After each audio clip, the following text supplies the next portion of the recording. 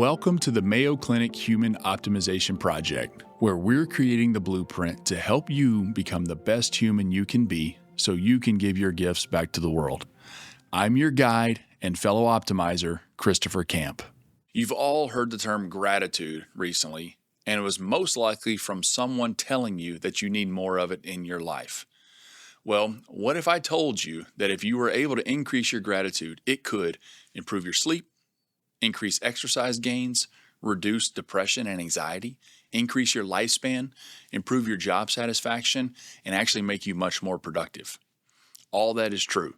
And now we're going to show you how you can increase your gratitude to start reaping some of these benefits. Our gratitude expert today is Dr. Dawn Mussallem, a double board certified lifestyle and integrative medicine specialist at Mayo Clinic, where she serves as a consultant in hematology oncology and assistant professor of medicine. She is the founding physician of the Integrative Medicine and Breast Health Program at Mayo Clinic, Florida, where she leads evidence-based holistic cancer care with a focus on lifestyle optimization, including using food as medicine, movement, and gratitude.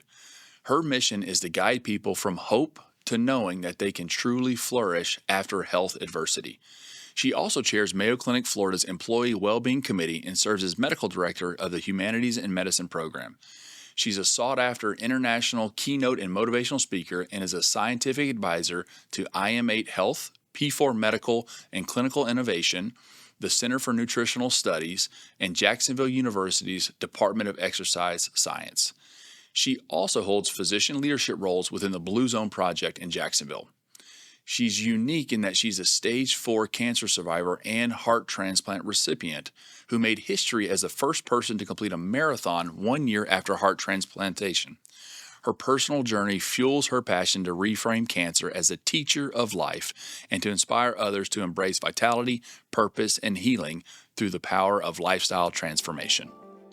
Well, Dawn, welcome to the Human Optimization Project, and thank you so much for joining us.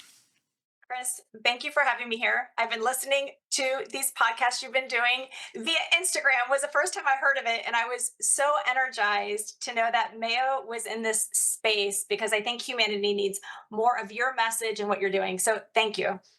Good to hear. We're going to keep doing it. So the three big questions that I have for you today, we're going to use these to kind of structure our discussion. So the first section is going to be based on the big question, what exactly is gratitude and what are the benefits? The second section, why is it so hard for us as humans to be grateful and regularly practice gratitude? And then in the third and final section, we'll start talking about some solutions. So the question there is, what steps should we take to become our most grateful selves in our life at work, home, and beyond? So let's dive into that first section. And I think it's helpful kind of starting by defining terms. So first one will be, what is gratitude and how is that different than just positive thinking? So, Chris, I think that this is so interesting because when it comes to positive psychology, I think that a lot of people get it a little bit mixed up. And gratitude is really more than a thought. It's kind of like this appreciation for what is arising within us because of something external to us. So it creates this almost sense of awe or wonder, if you may, in this sense of something bigger than ourselves. And for me, if I'm grateful or if I'm filled with gratitude for something, it's often because I have this gratefulness that it was given to me as a gift from something bigger outside of myself. For me, I respond that to God. Others may think that's universe making this grand or beautiful thing that you're appreciating more possible, more possible, if you may. And it doesn't have to be this way necessarily, but it's like it's this way for me specifically. It's individual to me. And so I'm just thankful for that, is how I would describe it. But it's something very grand. It's more than just being thankful. If the elevator door opens and the person in the elevator holds it for you as you enter, you're thankful. Like, thank you. If it's something that you're filled with gratitude for, has a little bit more of an awe inspired experience. I love that you're talking about the scale of this. And I also love that sort of multidimensional component that you slipped in there too. You said this is something that is inside of us, because of something outside of ourselves as well, which is, I haven't thought about it that way, but that's a really interesting dichotomy too, because then I got to think about if that's true, then part of this is rooted in me and within myself. So I got to make sure I'm looking at this the right way, but also kind of how I perceive and interpret the outside world and how it relates to me too. So I like how you set that up. And I want to talk a lot more about that. And maybe to start us off, if you don't mind, we'll get a little personal and be vulnerable here. And I want to hear, why are you personally so grateful? Oh gosh. Gratitude foundationally is why I am like this bundle of joy that I am. That's what I'm gonna say. So my life is such a gift. A few months into medical school, I was diagnosed with stage 4 cancer. The cancer was obviously cured, but I went through traditional treatments, chemo, a bone marrow transplant, radiation.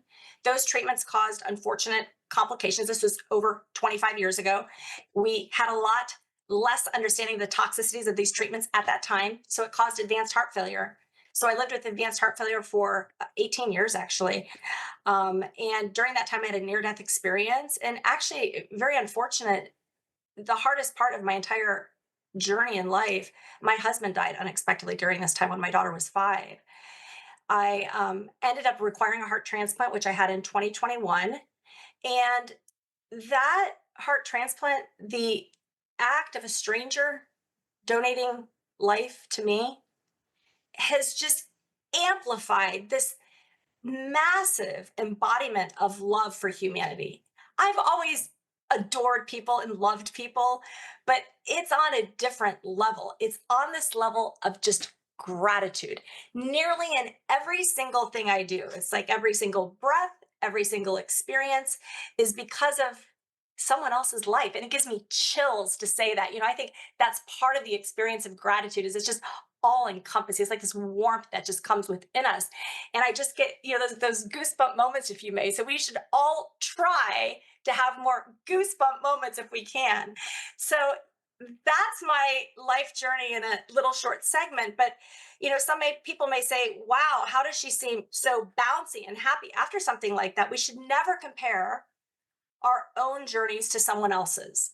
I feel so blessed that I almost had this innate resilience to work my way through. But this is what I'm going to say. I feel that resilience and the way I am today is because of the gratitude that for some reason, was just very natural for me. It was just a natural act foundationally, but it's something we can learn, and we're going to talk about that today. Great. What I'm hearing from you too is that you just don't experience gratitude despite what you've been through, but you're almost saying you experience it more and on a richer and deeper level because of what you have been through. Is that true? I exactly agree with you, Chris. And I see this in my patients too. I think anytime we're forced, we're facing our mortality, we have a little bit of a different perspective in life. Not that you can't gain that perspective without those challenges, but it may be a little bit more of a stretch because we don't know what that processing of the psyche is when you're really faced with this may be the end, or when you, for example, have a near death experience in these sorts of things. So, and when you're having a heart transplant in stage 4 cancer, you were actually asked to prepare for your death. And we know from stoic philosophy that reflecting on death actually helps to enhance joy and happiness. The Himalayan province of Bhutan, they meditate on the concept of death 5 times a day, and they're the happiest place in the world. And it's for this very reason. It's because if you think this is your last breath, you're going to be so grateful for that last breath that you just hold on and you enrich that experience. So So you've obviously had a lot of major life events that have happened to you and have shaped who you are and who you become, and you've come out on the other side stronger because of that. But what about the cynics out there that'll say, "Well, yeah, I'd be grateful too if I, survived all of these unbelievable feats and beat the odds." What if they're saying, "Well, I don't really have anything like that in my life to be grateful for"? What would you say to that person? And that's what we have to do. We have to look for kind of these micro moments of beauty in our life. We're all surrounded by blessings. We just tend to overlook them because of habit, because life comes easy. There's not necessarily resistance for a lot of people. So, one of the most powerful elements of gratitude comes from noticing the extraordinary in the ordinary, just the simple things. Something like it's a cold morning, you wake up and you get in that hot shower and you feel the steam, and it's so amazing. Or you wash your clothes and you're folding them. I don't know, Chris, do you fold clothes? I'm not sure if you do, but I do. I do. Not the majority, but I try to help. I try to help. Yeah. but you can put them on then, and they smell so Yep. fresh. Or you have a nice warm cup of tea and it's not too hot. It's like the perfect temperature. These are just like these simple little pleasures of life that we sometimes overlook, and they're tiny, but because of habit, we just overlook them. And, developing this micro awareness for everyday blessings, it helps to rewire our brain and it brings us to more joy, more resilience, and it renews this sense of, like I was saying, this wonder, this all these goosebump opportunities that we can experience. We just have to train our brain to focus more on what's going right and not what's going wrong, basically. Very well said. And you mentioned, the power of reflecting on death. And there's a lot of great evidence out there that shows how powerful that can be. And one of the things that I've actually spent a lot of time doing recently is sort of looking at the opposite end of the spectrum and actually reflecting on birth and life. And no matter who you are or where you are, the fact that you're here and that you exist is the chances of that happening, of you, with your exact genetic makeup and your being coming into existence, is almost infinitesimally small.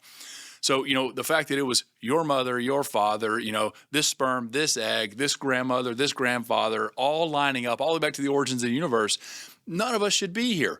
And so just the fact that we're here is unbelievable. I mean, the odds are astronomically stacked against us that myself sitting here as a human, talking to you as a human, should never happen. And so just the fact that we're alive and we're here, I think is reason enough. Oh man, it makes me so excited to hear that. It's so cool. At the moment of conception, there's this burst of light. It's spectacular if you can see it under electron microscopy. So you're right. Life is a miracle in and of itself. So we should all just be grateful, filled with gratitude just for each breath for that reason. So we've talked a little bit about the different reasons for being grateful. I want to shift here and talk about some of the benefits of being grateful. So what are some of the well-known positive impacts of gratitude? I mean, it is amazing. If we had a pill that was prescription gratitude, it would be like the $1 million pill. That's all I'm going to say. It helps everything. We should probably try to be creative and figure out what it doesn't help. But, it helps our sleep. It improves the quality of our sleep and the duration of our sleep. I think one really interesting thing people don't realize is that, when you sleep better, you have more energy. And what they've found in studies is that people who are more grateful, this is a really fun fact, actually. They actually tend to exercise 1.5 hours a week more. This is a study that was done almost 20 years ago. My background was exercise physiology. And so I always thought that was such a cool study. But they exercise an hour and a half week more in grateful people than those who aren't. We see reductions, as you would expect, in blood pressure. And these are pretty impressive reductions, both in systolic, the top number, and the diastolic. So it's about a 15 to 16% lower diastolic on the bottom and about a 10% lower systolic. That's sometimes a little harder to, pull down.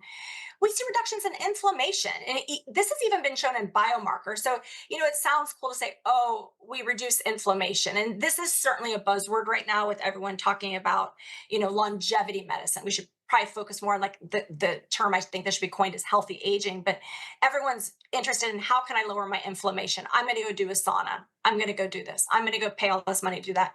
Just be grateful. just be grateful. It lowers inflammatory markers by 7%. And here is an amazing study that was published in JAMA in 2024. Recent science here. It showed that those with higher levels of gratitude had a 9% lower risk of dying. This is in the Nurses Health Study. And it was among about 49,000 women. So, really cool to see again in this era of this massive longevity shift and people spending tons of money on these not evidence backed modalities that could demonstrate even some harm potentially. We have the safe option. We of course know from, part of this conversation that gratitude is going to boost resilience and help us overcome trauma. When we have trauma or adversity, you have two paths.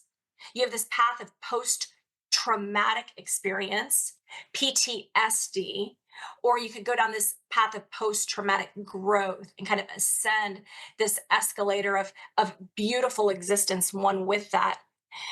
And then of course, mental illness is a significant highlight in both your day and my day, and everything we do. We see so much anxiety, depression, and just lack of people able to really enjoy their life. Where do they even start with gratitude if they're feeling down, right? Or if they're feeling so wired and so anxious that they can't feel any sense of calmness.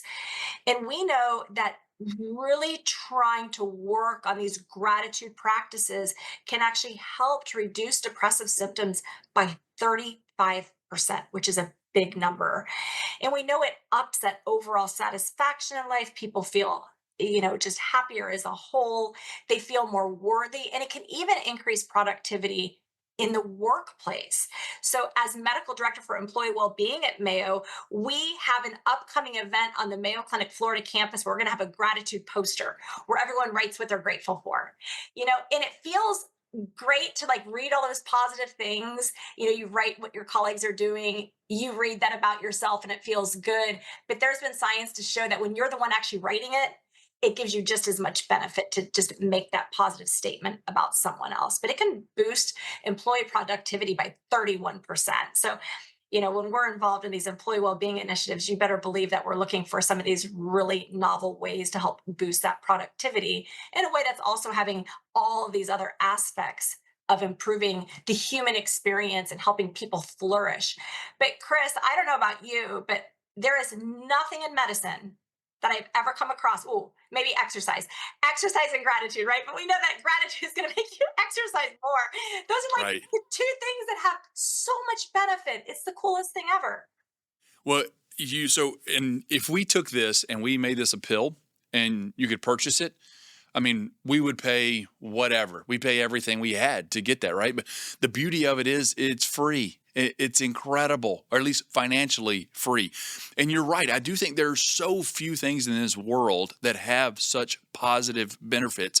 If you look at it, the things I would say, gratitude for sure. Resiliency has shown some similar characteristics. Proper sleep is sort of similar. Exercise kind of similar.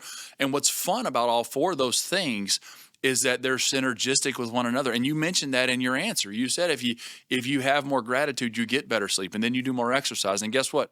That exercise and that sleep then makes you more grateful, and then you have more gratitude. So the positive synergy here is immense, and the compound interest that you can get off of this is incredibly powerful.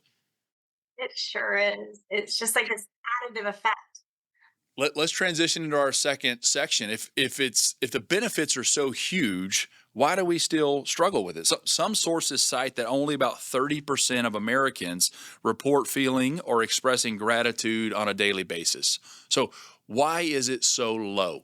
Yeah, I mean, this is a survival advantage, right? We had to be focused on threat to survive, because if we didn't see that saber-toothed tiger coming at us, well, we would have died. So we don't look for our blessings. Our survival mechanism, our default is look for the threat, look for the threat. So we're always looking for things that are going to hurt us rather than focusing on the blessing. So we do have to work at being grateful. We have to pause and take these moments to reflect and demonstrate this gratefulness. And there is a physician, Dr. Rick Hannon, and he has a really cool metaphor. And he says, the brain is like Velcro for negative things, and it's like Teflon for positive ones. And I love that. And it's this like evolutionary wiring, basically. And we just have to rewire that brain to savor the good and retrain those positive things to get sticky, and not just kind of fall right off. And it's really important. And that was actually in his book titled Hardwiring Happiness. And I just think it's so important that we have these like simple little analogies. But beyond that, there's also this with like Abraham Maslow. It's when our basic needs are met, we just take them for granted. We just address very, very quickly to good things rather than appreciating them. It's kind of like you buy the new car and it smells good and you love it. And then all of a sudden, a month later, it starts to get dirty. And then, a year later, it doesn't have that fresh car smell anymore. And then, all of a sudden, just don't take it to the car wash. And so we just adjust to things. And so that initial excitement period kind of becomes the new normal. And we're so darn busy. Oh my gosh, do we even have time to pause to do a gratitude practice? But there's a lot of modern day psychologists and experts in this space that are kind of coining that word. We're at this risk of becoming human doings rather than becoming human beings. And I just think we're so caught up in this moment of constantly wanting to become. We want to become all these things because we have these expectations placed on us. But we don't just pause to be, just experience those moments of stillness. And that's just so, so important. I also really, really worry, Chris, about modern day culture with social media. You have children. I believe I remember you saying my daughter's 22 right now. And even for us, I mean, if you go on any social media, it's only natural for probably the majority of us to go on social media from time to time, if not every day. And it's a constant comparison, and you don't even know if what you're seeing is real or not. I mean, there's some AI figures that are completely AI generated now. They're not even real people. And so this comparison culture has just bred this envy, and it just really does make it harder truly for us to see our own blessings. And I think in a lot of that too, not taking the time, look, the social comparison that you mentioned is us not doing a good job of being intentional about naming what we value, what's important, and what our measures of success are. And so we're so busy living up to the world's definition, or what we think is the world's definition of success, we don't define it on our own. And so we have sort of outsourced our ability to measure our success, and we've sort of outsourced our happiness and our joy and our gratitude, and we won't allow ourselves to do it until the world tells us that we have a reason to be grateful, which I think is we've totally flipped it and gotten that backwards. I agree. And there's something else that I'm really paying a lot of attention to, both, in my own self growth journey, as well as when I work with patients as a lifestyle medicine physician, integrative oncology specialist. I work in that space of helping people, develop kind of like more of a resilient core, if you may. And that is a lot of times very, self focusing, but we only want to be a certain percentage self focusing. And Dr. Amit Sood is such an amazing human, and he's a professor at Mayo Clinic. He has two amazing books out, the Stress Free book and the Mayo Clinic book on happiness. And I remember he told me this one analogy that when the heart beats, it keeps 5% of the blood for itself before it can pump blood to the rest of the body. And that's very important. We need to have that self focus, that self care, those moments of pause, time to be still, so we can do these gratitude practices, do these other reflections. But I think what's so important in this analogy that he shares is 95% of the blood is going somewhere else. We need to serve others. So this egocentric thinking and this self-focus is only a small portion of what we should really be focused on.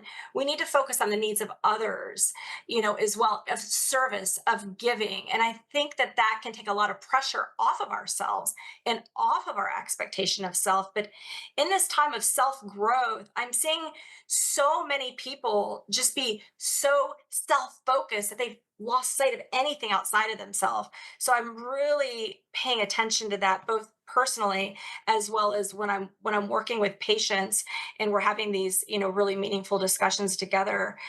um, I also really like this. I have a friend. I actually had this amazing experience 3 months ago. I was given this opportunity to meet the Dalai Lama, which, I mean, it was a once in a lifetime experience. And meeting the Dalai Lama, you learn firsthand, and saying his name, even, I mean, I just remember like the luminescent element of his face and just the embodiment of love and joy that he had. But there's this aspect of force and power, and in this constant, fast paced life, this like hustle culture, if you may, where we're constantly trying to push and strive. We're operating from force. We're almost kind of always going against resistance, right? It's like life is always so hard. But if we can find a way to kind of coalesce with power where it's kind of in our natural, authentic alignment, it really allows you to have more flow, if you may. And all of these things we're talking about just become more innate and more natural. And I think that is so, so important. And I've done a lot of reading from David Hawkins, and he is my favorite author. And he is the one that talks about that. So when I get in this kind of rat race in life. And despite everything I've gone through, listen, I have days that I'm like, why me? I'm still, we're all human, But I try to think about this, and it's not about that constant push, that resistance.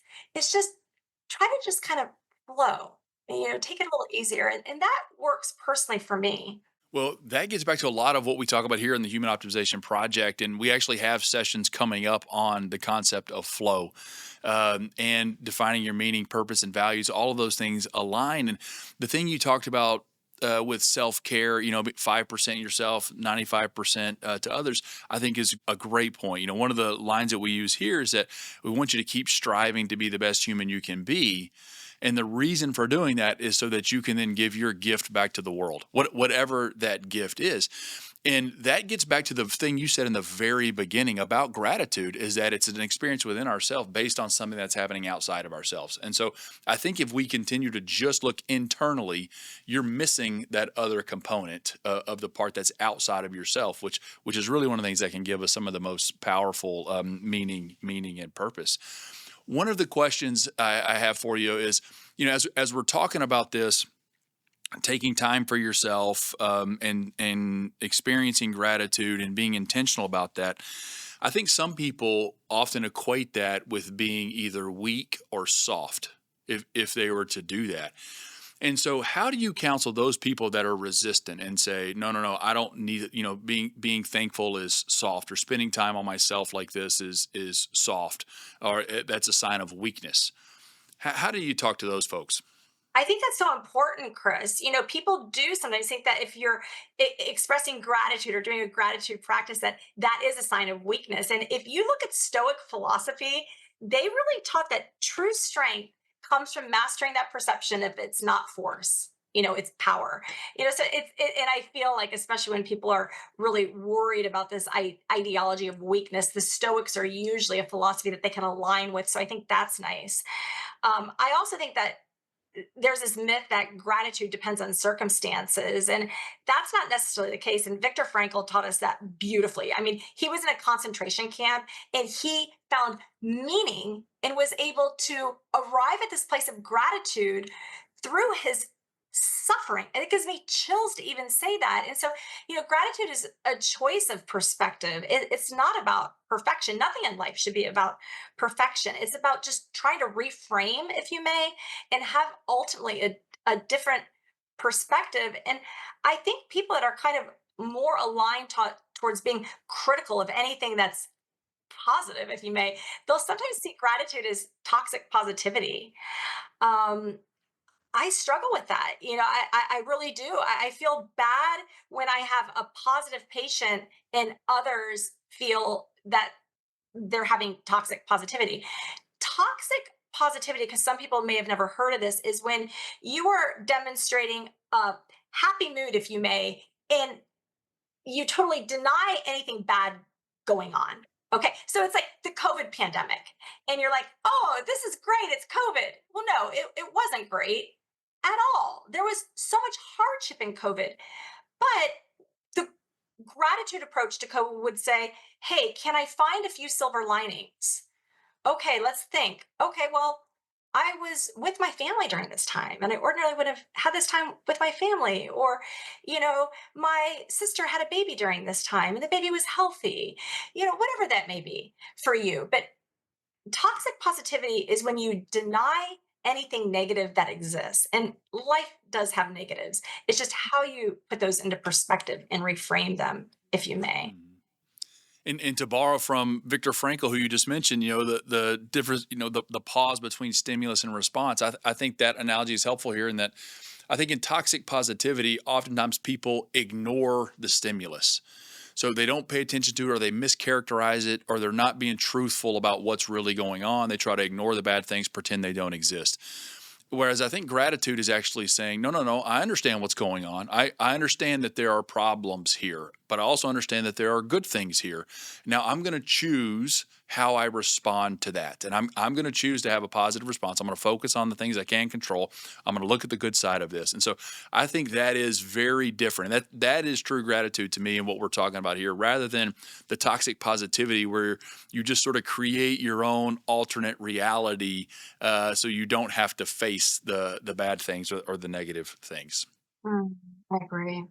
Can we talk a little bit about personality types here? So, are there certain personality types, in your opinion, that might predispose somebody to lower levels of gratitude?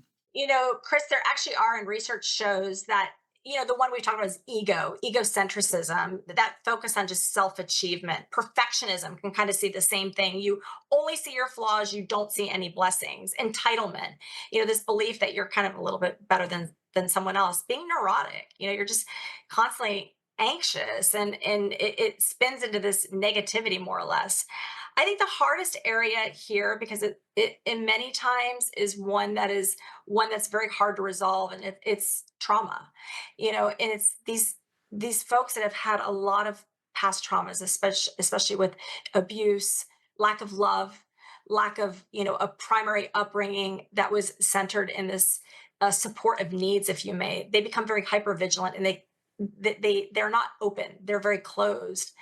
And so it is interesting when you're dealing with these sorts of personality traits, how trying to work with people, and I know you've seen the same, as easy as for you and I to move into that space of gratitude, for people that embody these sort of personality traits, it really is difficult for them. So, as providers, we have to make sure we really align these folks to work with experts in this field that can take time with them and help them work through this, because these are the folks that really need the most attention in this space, I feel.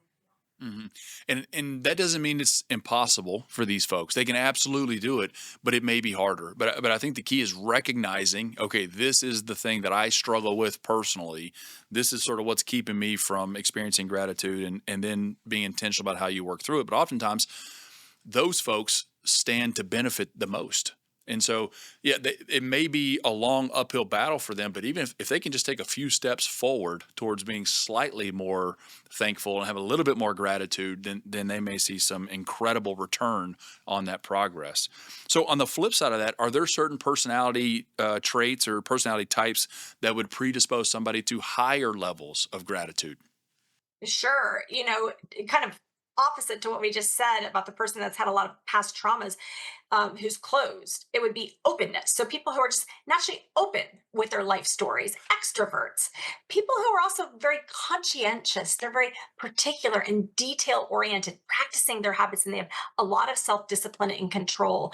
And then people that are just kind of light, they're very agreeable, and they're willing to be cooperative and kind through kind of any circumstance. They're just always the easy personality to deal with. And gratitude comes very easy to those sorts of people. Okay, so now let's get into some solutions where we can talk about how we can all do a better job of this, regardless of what our baseline traits or personality types is. I do think we can all improve. So I want to ask you that question. Do you think that this is something that we can actually get better at and cultivate with practice, or is this more of a thing that we're born with? No, I mean, the science shows us that we can absolutely train gratitude. And it's so cool because when you have a gratitude practice, let's just, and I know we're going to talk about it, let's just say journaling, that you can actually increase BDNF, which is brain derived neurotropic factors. So you can actually help the connectivity in your brain by practicing gratitude. This is like fertilizer. It supports this neuroplasticity of these ongoing connections in the brain. Again, it's just magic what gratitude can do. And it's kind of like we go to the gym to work our muscles. And when we want to make our emotional health and our aliveness more meaningful, practicing gratitude and having an active gratitude practice that certainly doesn't need to take time because you could do it in every single element of your life. Just reflect, pause, and be aware is really all this is about. But like a muscle, if you work on this with repetition, it becomes natural. And it's just that consistency of practicing this regularly. Well, and I think all of our lives are different, and we're all coming from a different starting point.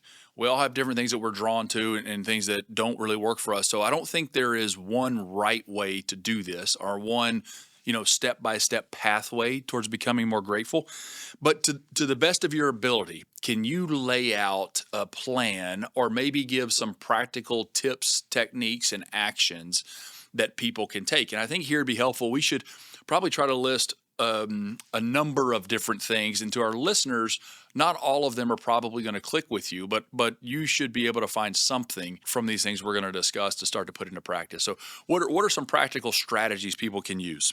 How can we really practice gratitude in real life, whether you're at home, if you're at work, and what about some unique circumstances? Let's really shift everything we talked about into action with these science backed daily practices.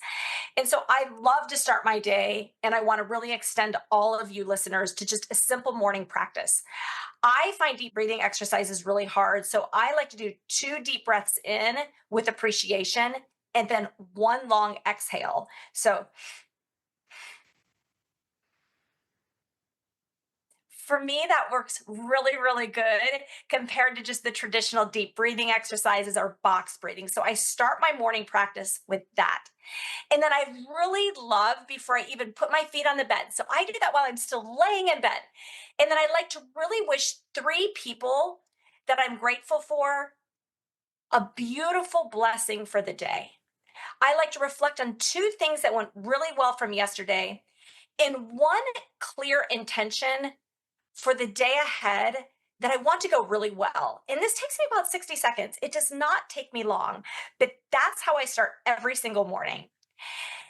And so then work gets super fast. So we're in the workplace and it's like that beautiful morning practice kind of sometimes you start to feel a little bit off balance. And so, what I've really been trying to do in many of the meetings that I'm leading, or even meetings I'm participating in, I'll send the meeting host a message that says, "Hey, as we start this meeting, can we encourage all the participants in the chat just to share what they're grateful for today?" And it's so fun. Everyone loves it. It seems to just energize the meeting and the whole mood.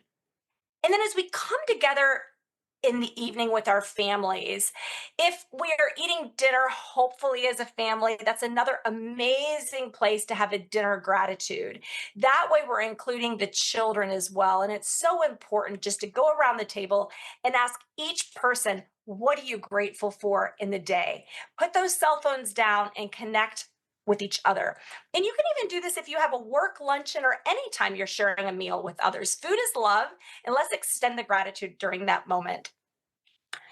If the morning time for you to do your morning reflection is difficult, you could always do a wind down gratitude journaling practice or do both.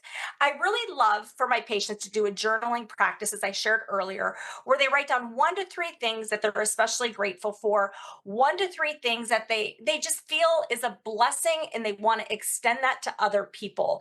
And it's really the depth that matters more than the quantity. So if you can only get one thing down in that journal, that's great. But again, the journaling is so special because if you're having hard moments, that's a time when you can go back, reflect, and read some of the beautiful entries you previously placed.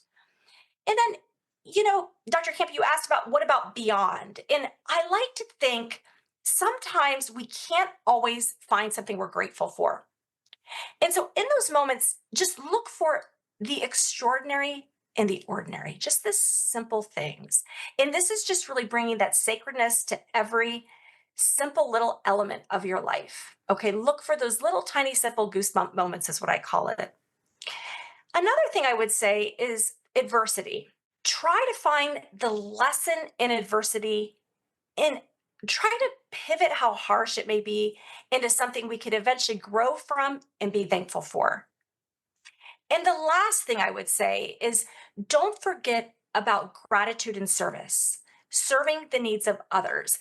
This really turns this appreciation into love and gratitude into motion. So ultimately, the shift is this: we're going to shift from doing gratitude occasionally to just being grateful as the way we're going to live our life.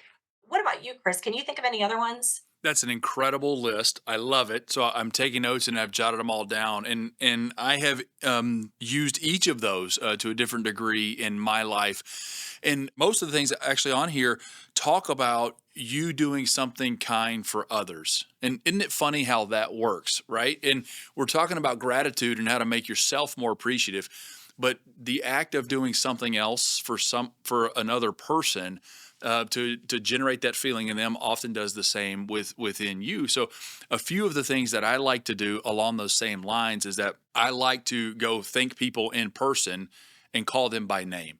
And I think that I do this commonly in the clinic or at the field or wherever I am, or at the end of the OR day. Try to say everybody's name in the room and say thank you for what they did. And I think calling out that person individually, it's similar to writing out the thank you note. When I take the time to say their name and direct it to them, I think that lets them know that I'm thankful for them.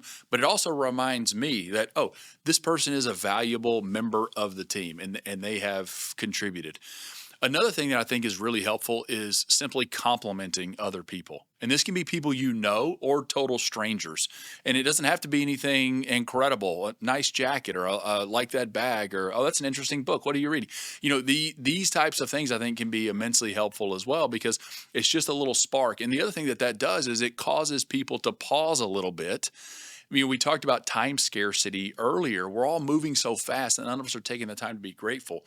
You do something like that and it stops somebody for just 30 seconds. It's not a huge interruption, but it gets them to realize, oh, yeah, that's right. I'm a part of a society that has other people in it, and we're all interacting with each other, and this can be positive, and we can all get along. So those are a couple of the other things that I would add on to that list. I love that about compliments. And I think that again is so bi-directional because when you're giving a compliment, you're witnessing beauty outside of self within others. And I just think that is such an important quality to reflect on the beauty in others. And everyone has such beauty. There's so many, and we're so gifted to be in the profession of being physicians because we get to be in that space of vulnerability with people.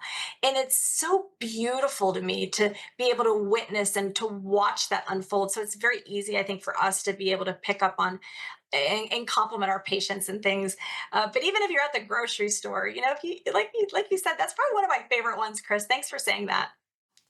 So, Don, this has been an incredible discussion. I've learned a lot, and I appreciate your not only your practical life learned experience, but also the incredible knowledge that you bring and what you share with your patients. And I've learned a lot in talking with you through this today. So I've been taking notes. I've sort of filled my page up here with the notes I've taken. I'd like to review those real quickly just to kind of highlight my main learning points today. So I loved your definition of gratitude, and that's this sense of wonderful or wonder, thankfulness, and it's quite grand. And it's usually something that's inside of us as a result of something we notice outside of us. So I love the two components of that. When we talked about the benefits and power of gratitude, some of the things you listed off with the studies and evidence: lower blood pressure, improved sleep, improved exercise gains, decreased risk of death, lower systemic markers of inflammation, increasing your lifespan, decreasing depressive symptoms by 35%, increased feelings of self-worth, improved productivity. It's an unbelievable list, and it's really better than anything else we have to offer in the world. A lot of reasons why we're not very good at gratitude. We're sort of wired to look for the threat and the negative in the world. So that tells me this is something that we need to consciously try to overcome or override our innate system to not be grateful. We also struggle a lot with time scarcity in comparison with social media.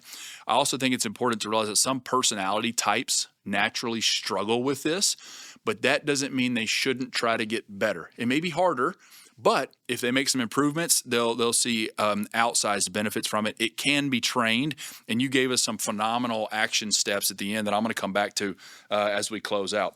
So that's kind of my summary. Now I want to give you a chance to summarize, and you've answered our big three questions quite nicely over the last 45 minutes or so, but I'll give you a chance to give some rapid fire answers here. So our big question number one: What exactly is gratitude and what are the benefits? Again, the gratitude for me is acknowledging something positive in your life and then having this awareness that it's because of something bigger and external to self, whether that's God, universe, and just being grateful to that source.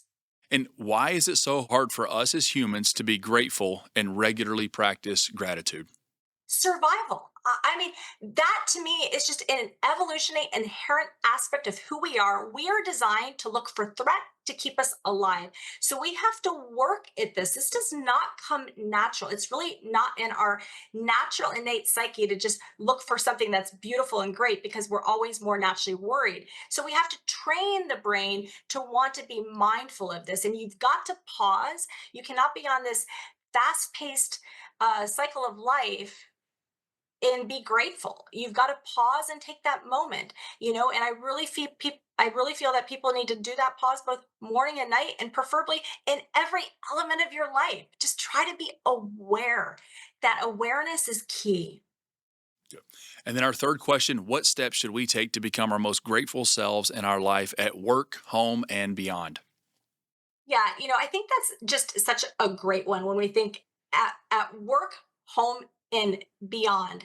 So for me at work, it's being grateful for the people that not only I work with, but then those experience within my patients.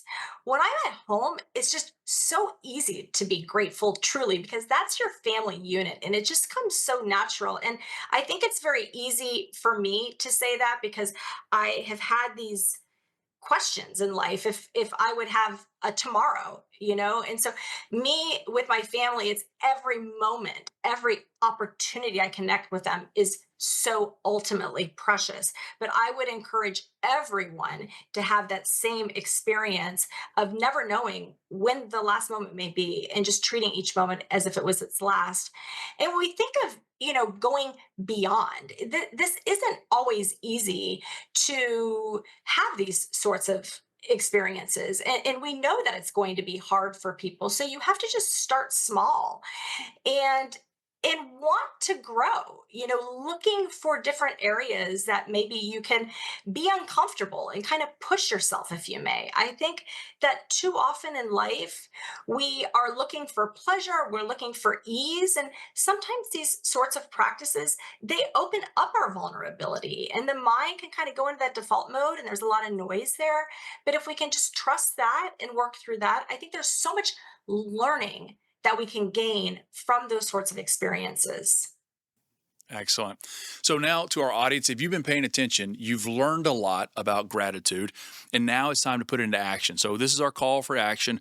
We always want to sort of drive you towards putting these things into practice, and the knowledge doesn't do you much good unless you actually start practicing it. So I'm going to steal from some of the tips that Don gave us in our third section today, and my challenge for everybody, and I'm going to do this immediately when we finish recording here, and Don, I'm going to challenge you to do it as well. But the challenge is to think of one person in your life who's done something or is doing something for you that you're grateful for, or it can be they're doing it currently or they have in the past. Write down and send them a note of thanks. And it can be on a card, handwritten, it can be an email, it can be a text message, whatever. Doesn't have to be huge, can be quick. But do it and do it right now. As soon as you finish listening to this episode, I want you to do it. We have several thousand listeners, and you think if we do that and we send several thousand thank yous out there into the world at the same time, it can have a real positive impact. So that's going to be the challenge. I'm going to do that as soon as we get off. Don, how about you? Are you in? So, Chris, I am going to send my thank you and gratefulness right back to you and Jenny and Javon and the producers of the Human Optimization Podcast. I just love everything you're doing. I find it so energizing and it gives such a positive vibe for what Mayo Clinic is setting out to do. All right, perfect. That sounds great. So, Don, thank you so much for joining us today. We really appreciate having you and letting us learn so much from your incredible experience. Chris, thank you so much. Thank you to all your listeners. It's really meaningful that they take time to want to make the world a better place, but it starts with self. Great. So to our audience, remember to live intentionally, consistently better. Keep striving to be the best human you can be and never stop optimizing. Thanks for listening to the Mayo Clinic Human Optimization Project. If you like this episode, hit subscribe and leave a review. It helps others find us. Know someone who might benefit? Share the episode with them to join us in our mission to help as many people as possible become the best humans they can be. Have feedback or a topic idea? Email us at optimize@mayo.edu. And be sure to look for us on Instagram, X, and YouTube. This podcast is for informational and educational purposes only and should not be relied upon for medical, professional, or legal advice. Always consult with a qualified professional for any questions. The appearance of any guest does not imply an endorsement of them, their employer, or any entity they represent. The views and opinions expressed by the guests are their own and do not necessarily reflect the views of Mayo Clinic. Reference to any product, service, or entity is for informational purposes only and does not constitute an endorsement or recommendation by Mayo Clinic.